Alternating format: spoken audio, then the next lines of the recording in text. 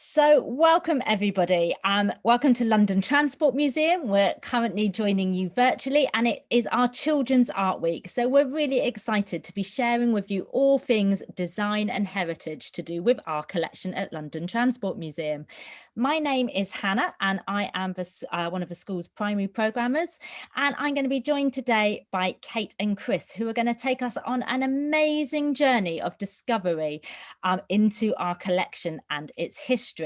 And we're also going to hope that you get to do some making after the session. So whether you're joining us now or joining us on the future on YouTube, please do send us your pictures, your creations, your poems, either to our school's email address at ltmschools@ltmuseum.co.uk or share them with us online using the hashtag #IHeartLTM.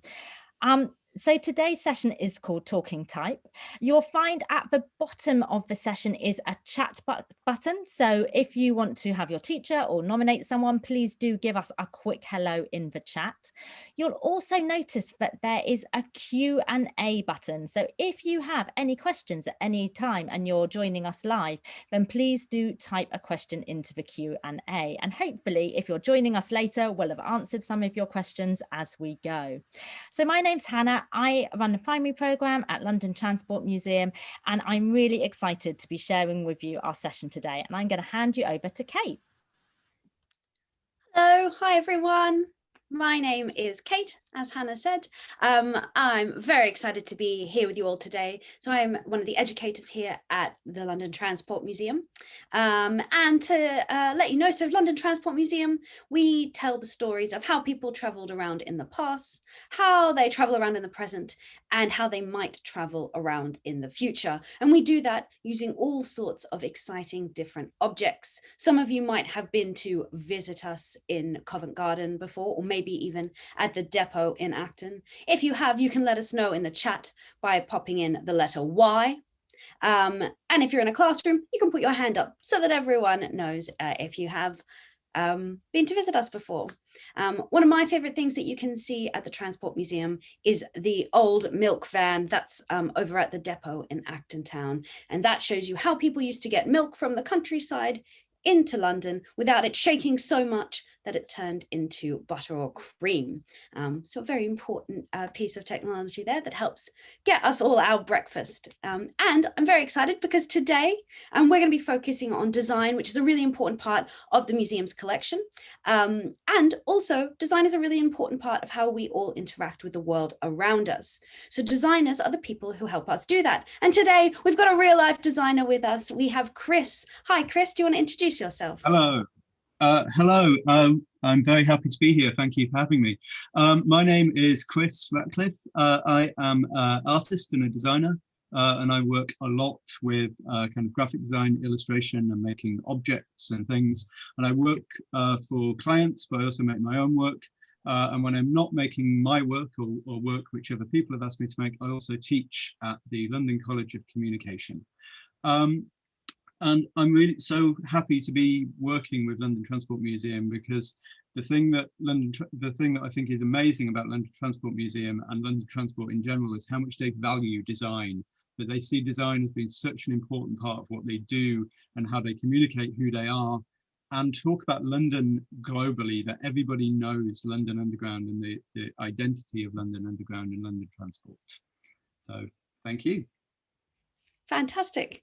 And Chris and I are especially excited today because we're going to be talking to you about type, which is a pretty exciting topic, as we're going to find out indeed. So for today's session, Talking Type, we're going to be exploring the world of type. So we're going to dive in to doing that now. I'm going to share a screen with you. So we're going to be thinking about exactly what it says up here. How do fonts tell us about the words we are reading? So you see font all the time, always, all around you, you're engaging with font. But it does more than just spell out the words on the page, so to speak. So let's have a look at this example here. So there we go. Have a look at these two words on the screen. Chris, what do you want to tell us about these two words? So, does anyone think that these two words and the way that we have set them in type do they look like the two words belong in the right typefaces? So put a yes in the chat box if you think that simple should look like that and complicated should look like that. Or do you think they should be the other way around? So put an N in the chat box if you think they're the wrong way around. So we've got some answers coming in. So have a chat to the person sitting next to you. Maybe put your hand up and let your teacher know what you think. And teachers, you can pop in the chat. And if you are joining us from home, you can just pop straight in the chat as well. So a lot of people are coming in, Chris, and the resounding answers seem to be that no, it should be the other way around. Great, fantastic. So this is just a really simple example to help you understand that you know lots of things that from how you have just lived your life and moved around the world, you understand lots of things about graphic design and typography, but you might not necessarily realize that you understand them. So if you think about how lots of brands use typography and use things like logos, for example, if you think about the Nike font, that font is used in a way to suggest it's moving fast. It's something which is really quick. So typefaces, as well as just saying simple or complicated, by changing what typeface you use, you can also reinforce or change how people think about those words. Very good. We've had lots of good examples coming in, agreeing with you very much there. Should be the other way around because yes, simple is hard to read and complicated looks too easy. So exactly as you said there, the words are telling us things about that. But if you're wondering, Chris and Kate, why are you telling us all about font? Well, have a look at the word complicated. Maybe you've seen that font before. And that font is a very special font to all of us at London Transport Museum because this is written in the Johnston font, which anyone who's travelled on TfL before will have definitely seen already. So it's an important part of the museum story and the London Transport Network story. So I'm going to tell you a little bit more about the Johnston font. So I would like you all to get ready to travel a little bit back in time with me now. You're going to be going all the way back to 1913. So we're getting on a train, we're going on a journey, but we're not going to any particular place. We're going backwards just over 100 years ago to 1913. So we're going to be thinking about what London looked like in 1913. So people were using the transport networks, but things weren't going as smoothly as everybody would have liked. In particular, this man here. This is Francis Pick. He was the chief executive of the transport network back in 1913. And he had a few problems that he was trying to solve. The first one, all of the signs on the transport network were written in different fonts. Now, there are a couple of reasons why this could be a little bit confusing. I want you to have a little bit of a think. What do you think are some of the problems that might occur if everything for Transport for London was written in different types of font? Have a think, maybe talk to the person next to you. What do you think might be confusing about this? We've thought a little bit already today about what a brand is and how we can communicate through font. So if you've said that it's because it's confusing, you'd be right. So this was confusing passengers. They didn't know which signs were for Transport for London and which signs were for advertising. So things like this. On the train today, you see advertising all of the time, but you wanted to be able to know which signs were for Transport for London and which signs were ads. And that's important as well, because as you can see here, lots of these signs are about safety. So here, good design is about safety because it's helping people know which signs are important to read, also helping them get around the station. So they needed to be able to get from one platform to another. If they could quickly recognize that font, they'd know that it was coming from Transport for London, and it would help them get around. So this is one of the these are some of the problems actually that Francis Pick was trying to solve. Now, he was also one of the first people to really think about what is a brand in the kind of modern way that we understand it today. So he was trying to think about creating a unified brand that when people saw that font, they would think, that's Transport for London. I like those guys. They're going places quickly. And so what did Francis Pick do? He decided he was going to employ a designer. And this is where Johnston comes in. So Johnston font gets its name from Edward Johnston, who was a designer just like Chris is. So there we go. We've got an example going back into the past. Of course, Chris, you weren't given the job because a little bit too old, even for you or I'd say there. And I'd like you to have a look at that picture of Johnston sitting at his desk. What do you notice about what he's doing there? Might look a little bit different to how you're all looking on the screen right now. He's using something. What's that you spot in his hand? If you do know the answer, you can pop it in the chat. Let's see if any answers come in. Very good. That's right. It's a quill. Very good. So Johnston was very skilled in the art of calligraphy, which is the art of letter making. So he was very good at making letters, which was a pretty handy thing because he had a big job in store for him indeed. He was going to be designing a new font for Transport for London. So keep in mind, all the way back then, he would have done this originally by hand. So let's take a closer look at how he did this. So Johnston thought a lot about his font and he came up with what you would recognize today. So you can see an example of it being used on an old sign there. But thinking about Transport for London as a bigger brand, Johnston didn't just give us the Johnston font. He also gave us the roundel or bullseye sign that you have, I'm sure, seen all over London, a very familiar sign indeed. Now, Johnston's font was very, very successful.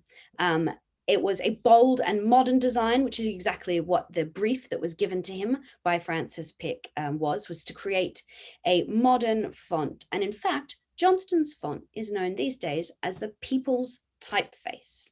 So have a think about that, the People's Typeface. Why do you think they might call it that? What is it about this font that says that it's the People's Typeface? And we're going to take a closer look at it in a moment with Chris. But yeah, if you're saying, well, yeah, that looks like the People's Typeface because it was a clean, simple, and easy to read font, then you would be right. So let's take a closer look at some of those letters. And Chris, maybe you can help us understand them a little bit better. So let's have a look at that Johnston alphabet. So a couple of those letters stand out in particular. What do you know about the O? So with the O, lots of typefaces, the O is kind of almost a circle or nearly a circle, some kind of oval. But what Johnston did was say, well, if we're going to make something that's almost like a circle, why not just make it a circle?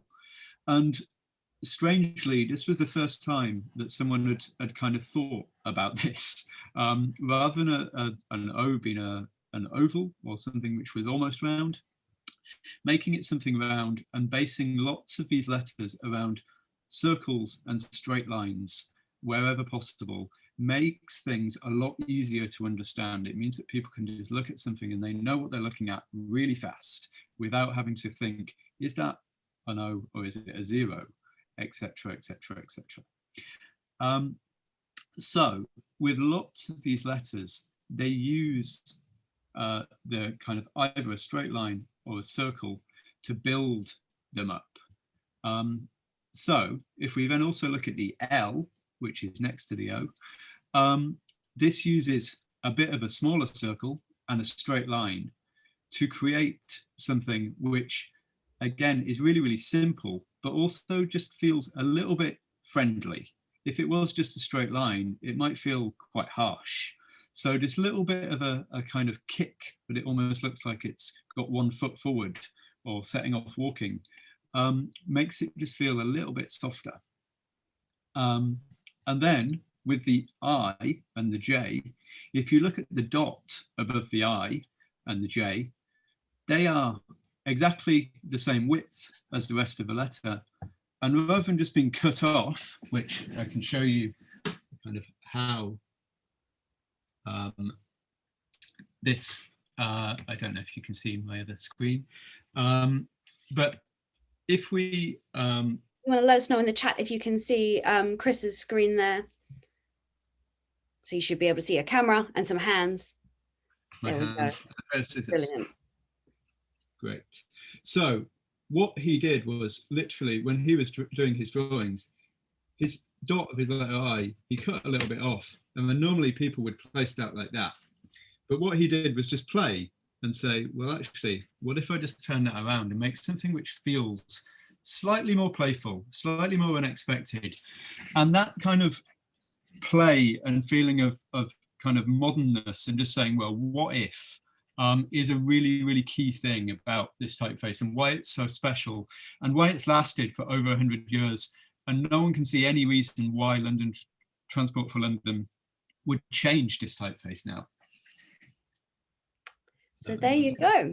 It's good font design starts with a bit of playing. And so I want you to put your hand in the air if you think you're really good at playing. Put your hand in the air. Very good. I imagine I've got lots and lots of hands in the air. So there we go. We've got lots of people who like to play. So we're going to have some pretty exciting font designers in our classrooms, I'm imagining. Brilliant. So there we go. So you've seen a little bit about how the Johnston font works, and Chris has told us all the sorts of different ways that those letters are special and unique to the Johnston font. So next time you're out and about in London, I want you to look out for those letters. Look out for your O, your L, your I, and your J, and see if you can spot those special features. And maybe you can tell the grown-up that you're with all about what you've learned here already. So we're going to take a look at some at a task for you next, I think. So one thing to note about the Johnston font is it is a sans serif font. So Chris, do you want to explain to us what a sans serif font is?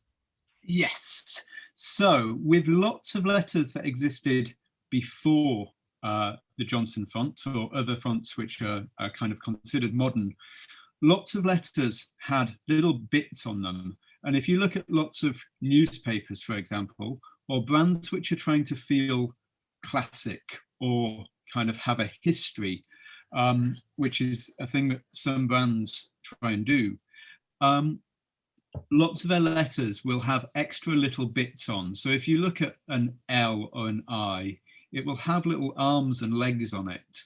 And these little bits of decoration are called serifs. And what Johnston did was just remove all those and say, well, they don't really do anything. So why are they there? They're unnecessary. They don't feel very modern. They don't feel very current. So let's just get rid of them all. So there we go. So remember, Johnston's font is the people's font. So it's nice, clean, modern, simple design. So I want everyone to put their hands here and I want you to go serif. Serif, and that's how you're going to remember serif because it's got lots of extra bits going on. And then we're going to go sans serif. Can you all go sans serif? And there we go. So you're going to remember serif has lots of bits around it, lots of extra decorative bits. Sans serif is nice and simple and sleek. Oh, there we go. So we want to talk to you a little bit about the task that we're going to be setting you. So we're going to be asking you to, of course, create your own font. But what is that font going to be for? Well, have you ever been sat on an underground train and looked up and seen some poetry on the walls? You would have seen it. It looks similar to this on the screen here. Let us know in the chat if you have noticed one of these poems on the underground before. So this is a special program. It's called the Poems on the Underground. Brilliant. Lots of people are saying they have noticed those poems before, which is great to hear. Now, those poems are a way of bringing art into our everyday lives. So you've seen lots of posters on the underground, and you will have seen our poems on the underground, which make your journey just that little bit exciting. So here we've got one called Don't Call Alligator Longmouth Till You Cross River. And it goes, call alligator long mouth, call alligator sore mouth, Cool alligator pushy mouth. Cool alligator scissor mouth. Cool alligator raggedy mouth. Cool alligator bumpy bum. Cool alligator all them rude words, but better wait till you cross river, which is a pretty good piece of advice as well. So there we go. So what are we going to be asking you to do? We're going to be asking you to write your own poem.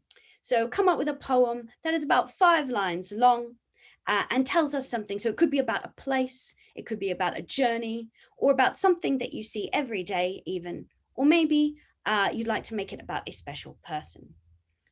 So we're going to be showing you some fun ways to create a font for your poem. But first, you'll need to write that poem, or you can check out the poems on the Underground Archive. So your teachers will have access to a resource, and we've included a link in there for you to go check out some more poems. Now, Chris, I've actually written a special poem for us today. So I thought I'd write a poem all about the Johnston font to get all of you feeling nice and inspired. So if you're ready to hear my inspired poem, it goes: dancing diamonds atop the I, and above J I also spy. L is not a line, a little flick makes it look fine. And don't forget the perfect circle O. Johnston font tells us where to go. So there you go.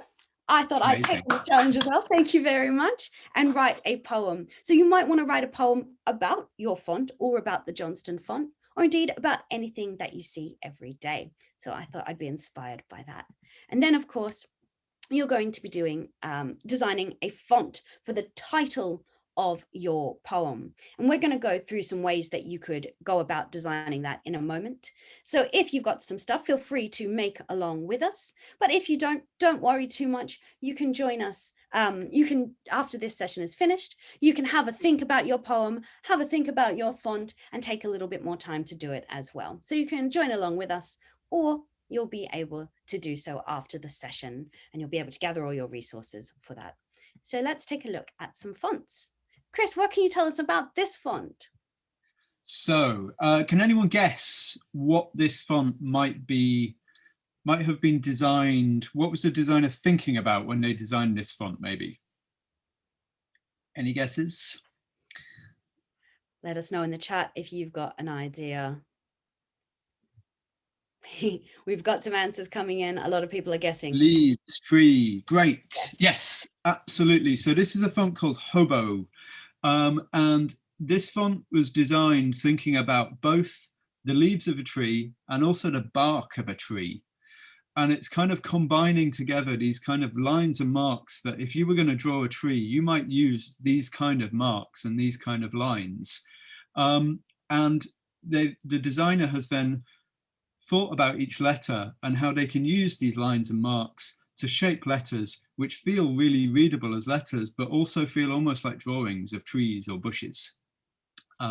So absolutely, trunks, leaves, trees, tree bark, great.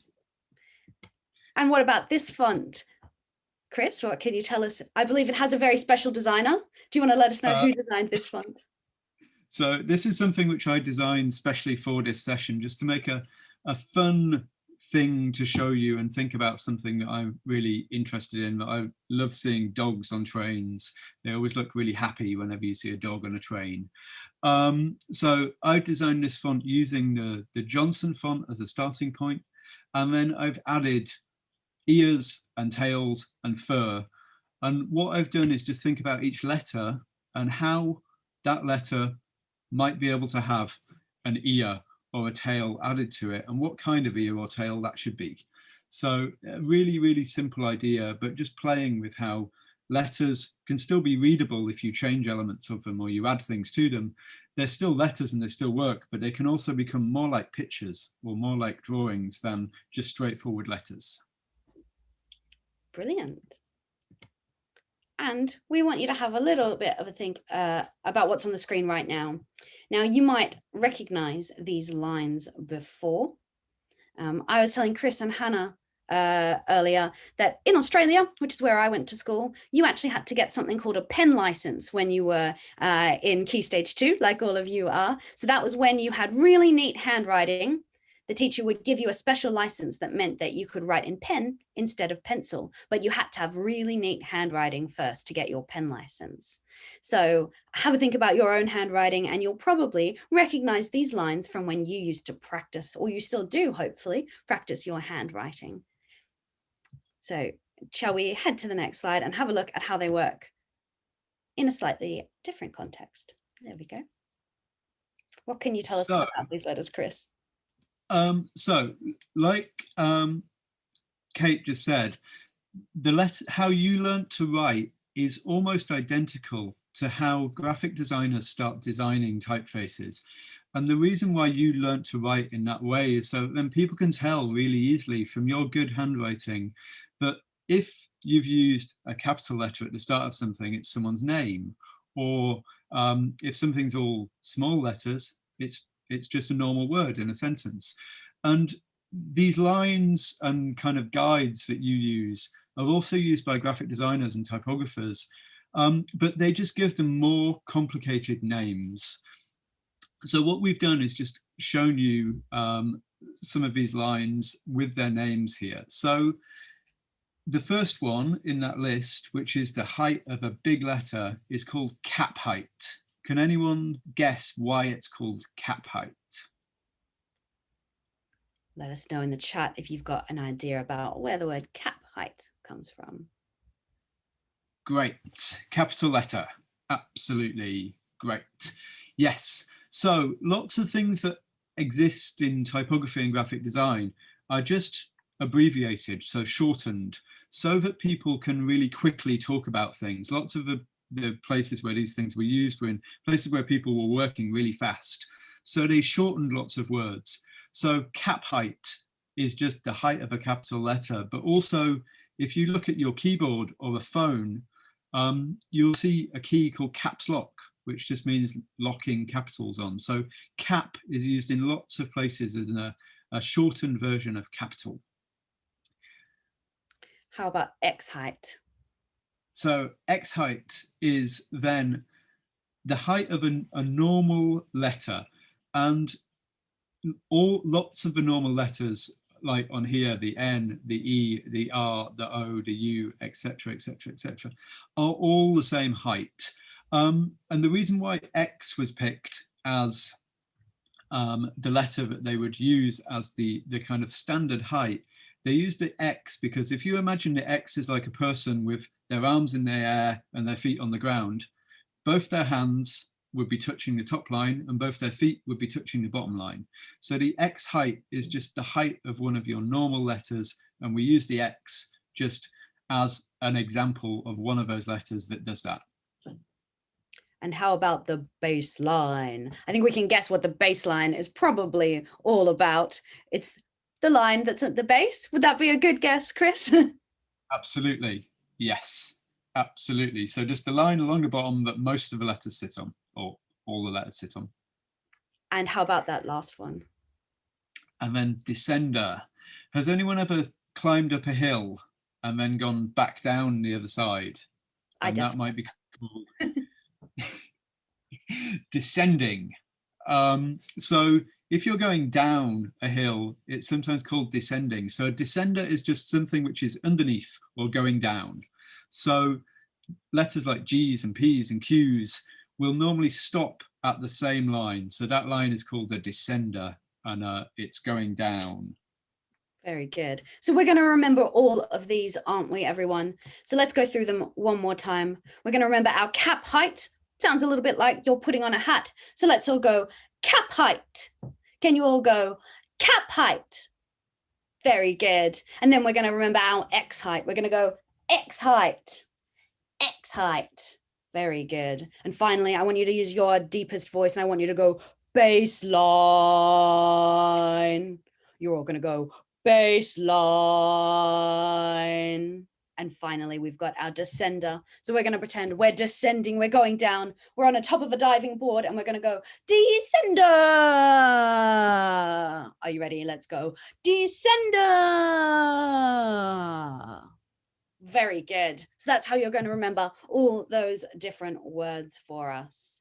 So when you're designing your font, you might want to rule out those lines with a pencil so you can get a sense of all your letters being the right height. And here are some more things that we can think about. So Chris showed you that I before. What else do you want to tell us about this, Chris? So also, if you're trying to design a typeface that feels kind of like all the letters belong together, you might be able to use some letters to make others. So if you were going to design a whole typeface or the letters you need for your poem, have a look at the letters that you need and think, is there some letters that if I design those first, I'll then be able to design other ones by sticking those together or cutting bits off those and making the other letters out of those. So things like L's and O's are really useful very often to make things like D's and P's and B's. So just think about how you might be able to use some letters to then make others and build others out of. Brilliant. So you can play around with bits of paper to see what letters you can construct. And remember, you're going to play just like Johnston did with that dot on that I there. So have a think about how you can play around with that. So we're going to be doing a little demonstration. If you do have these things with you, fantastic. You can follow along. If you don't, as I said, don't worry. You can do this after the session ends and you can still send us your work. We're going to be making some stuff that looks like this. So I'll turn off this screen share and Chris is going to be showing us how we go about doing this. Great. So what I'm going to do is I'm just going to turn this other camera on and I'm going to turn this camera off. But hopefully you can still hear me. And then... Can we all see Chris's camera? You should be up. There we go. Great. Hopefully that's now yes, working. Brilliant. Amazing. Brilliant. So what I'm going to do is just go through a few things with you which might be helpful for you if you're designing a typeface or once you have designed your typeface. So what I'm going to do is I'm going to use lots of examples of my D from my dog font which I made.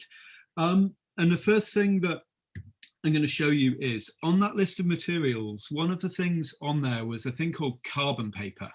And carbon paper is a way that means that you can copy a drawing from one sheet of paper to another sheet of paper really easily.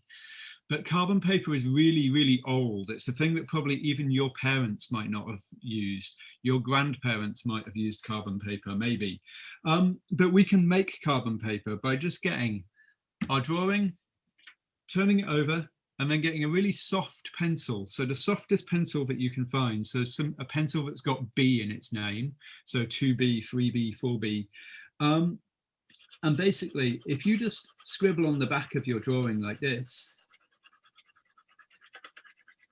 and then once you've gone over where all your bits of drawing are, if you turn that back over and get a sharper pencil, which is harder, and then just hold everything really still and just draw your lines back through, you can then get a copy of your letter or any kind of drawing. So lots of you have probably done that already. And it will come out a little bit faint, but then once you've got those lines, you can then just really easily just draw back over them. And you could make as many copies of that letter in as many different places as you wanted. And then you could have your O and your G or whatever. So that's the first thing that I wanted to show you. The next thing that I wanted to show you is a really simple way of being able to print some of your letters. Or again, you might use this to print drawings or print other things. So what we're going to do is we're going to make a little block that we can either press into paint or ink and then stamp, or we can roll ink or paint onto it so that then we can stamp with it. So the first thing that we're going to do is think about the material that we're going to use. And what I'm going to use is, these are washing up sponges, but on the list of materials, the best thing to use if you can get it is neoprene, which is what wetsuits are made out of. It's really, really nice, easy material to use. And lots of art shops sell neoprene and they call it funky foam very often.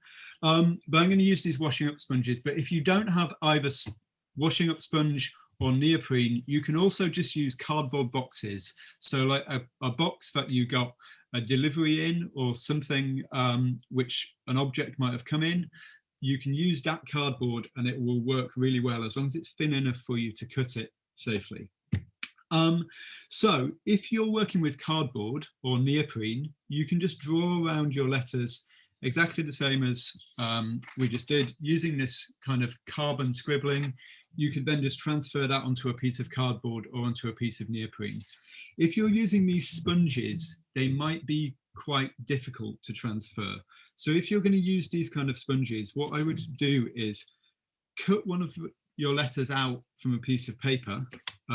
So just really carefully with a pair of scissors, kind of cut around the edge. And then when you get to a middle bit like that, if you just fold it over, and then you can cut around the inside as well. And just do this really carefully, and particularly if you're doing these bits, just be careful of your hands behind the paper.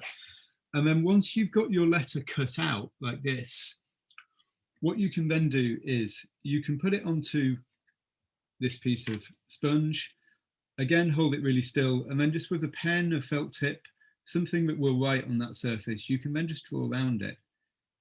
So then you can get a really good kind of clear representation of your letter onto this material. And then once you've got it on your material, the next thing to do is to think about how we're going to print this. The printing process we're going to use means that our letters will always come out backwards. So when we stick our letters down, we need to stick them down backwards. So then when we print them, they're the right way round. So when you've got your letter drawn out the right way round, what I've done with this one is just write the word glue on it, the right way round, with the letter the way round that I want it to print.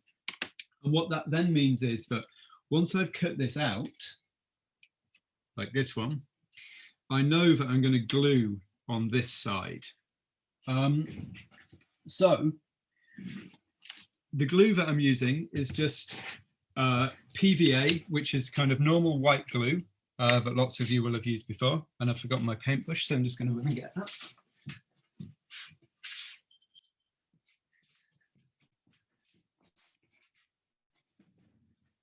What you need to do is just make sure that you just get quite a lot of glue on, because it'll soak up quite a lot of it, will soak in quite quickly.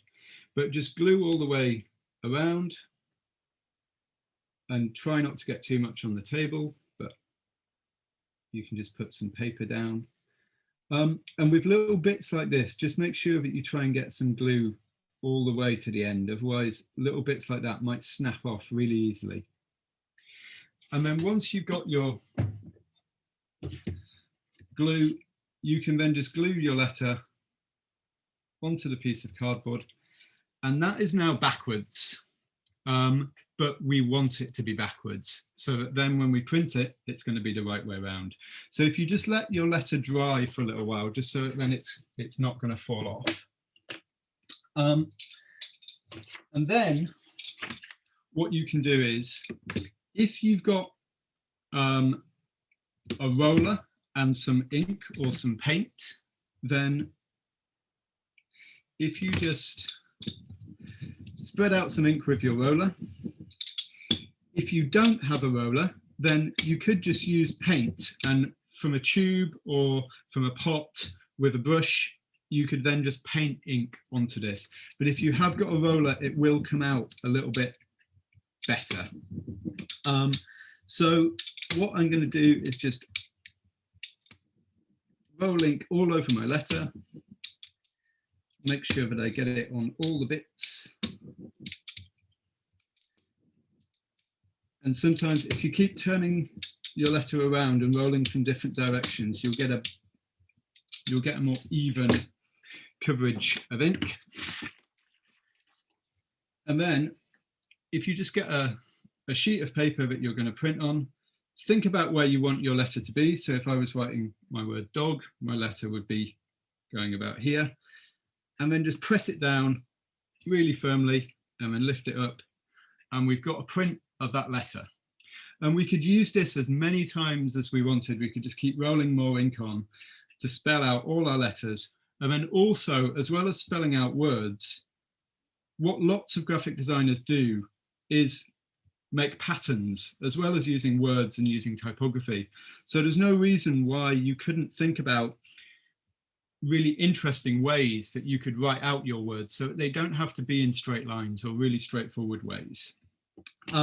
So hopefully that just gives you some nice ways that you can work with bits of paper or with printing to use your typography, to use your font, to end up with interesting, nice posters or prints or things that you can put on your wall or show people or give to people.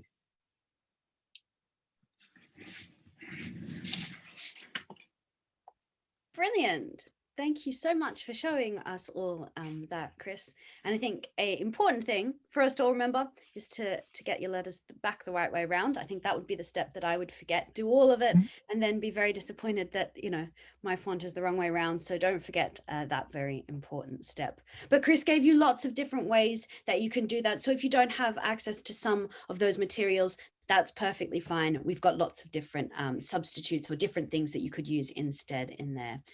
So you can get as creative as you possibly can with your fonts. So remember, we've set you those two separate activities. So I'll remind you one more time what they are before we get to the end of the session. And those were, you're going to write your poem, just like mine. You might be inspired by the Johnston font. You might be inspired by a journey you've taken. You might be inspired by your dog. And you're going to write us a poem, at least 5 lines long. And then after you've written your poem, you're going to need to design a font that goes along with that. We've shown you lots of different ways that you could be inspired to create that font. You could make it simple. You can make it very elaborate. Remember, we've got our serif and our sans serif fonts. So how complicated or how simple do you want your letters to be? But remember, it's all about trying to tell us a little bit about what your poem is about just from the font. And as Chris pointed out, after that, you can have lots of fun playing around with your letters as well. So that brings us almost to the end, pretty much to the end of today's session. If you have any questions, we'll hang on for a moment or two to answer those for you. Pop them in the chat or in the Q&A, and let us know if there's anything you'd like to ask us. If not, a recording of today's session will be uploaded in a few days onto YouTube, so you can rewatch that. Maybe you want to rewatch the make at the end in case you missed any details. And we also have a resource online that you can head to give you a little bit more detail if you wanted to see those materials broken down again as well. And we have also got, so in the chat, Hannah's just posted that for you all. So you can find that resource there by following that link. It's on the LTM website. And if you wouldn't mind, we'd love to hear your feedback on today's session. So we've also posted a link in the chat for that as well. But thank you all very much for coming today. And thank you so much to Chris for coming to join us. It was great to be able to talk with a real designer, someone who does this all the time as part of their job, and to get some insights that way. So thank you everyone for coming along. Thank you to Chris. And yeah, if you have any questions, pop them in the chat. Brilliant. Thank you everyone.